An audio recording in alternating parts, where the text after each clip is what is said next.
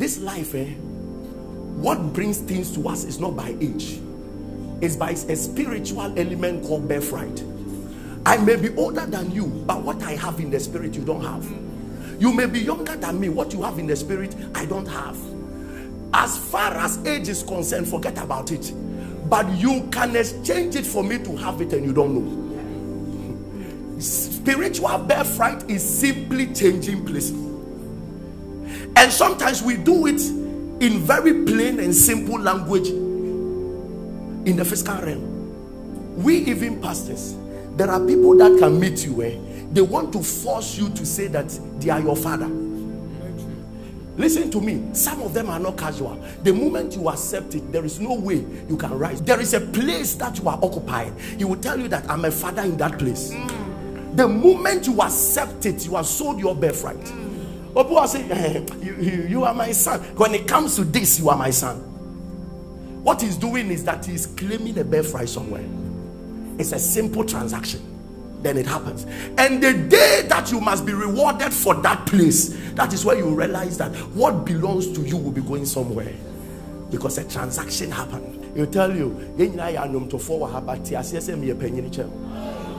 sometimes out of our humility, now it's why I said, this space is there, man will be.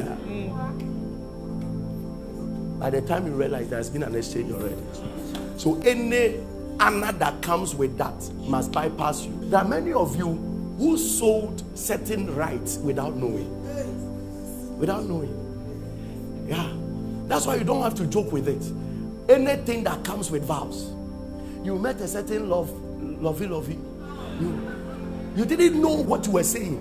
He said, as long as I live, my womb is for you. My womb will carry only your children. You thought you were making a man happy, but you don't know that there was a spiritual transaction. There are young men of God who will never rise in life.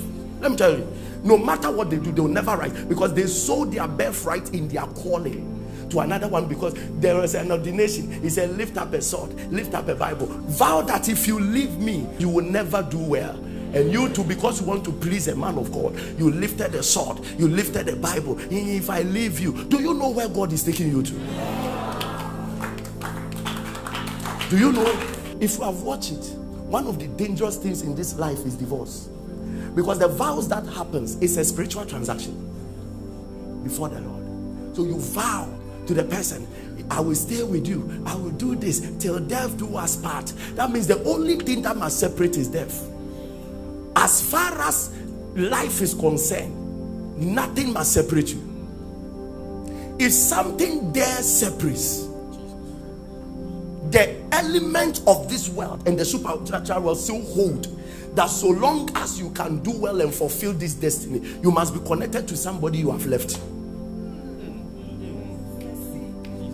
So money believes that he must come based on your connection to this person.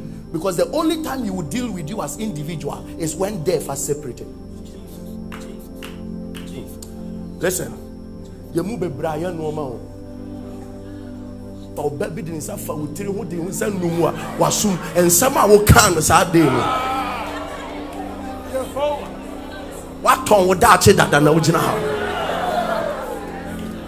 Demonic spiritual transactions that are done in a very simple way. And there are some of us, many people have forced us to sell our birthright in a very cunning way.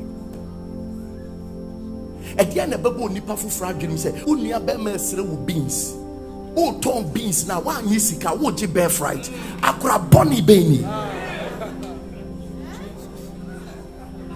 But it's happening. Most of you call people my best friend, my bestie. The things he's demanding from me is beyond money. And most of you, because the only thing you value in life is money, because money was not involved, so you sold it without seeing. And then today you are fighting for something you have already sold. This is the root cause of almost 90% of spiritual marriages. This is the root cause. The spirit that has been following you and sleeping with you, he has a legal foundation. There is something he's holding on to. Because to you, you said something, you made a promise, you sold out something you don't know.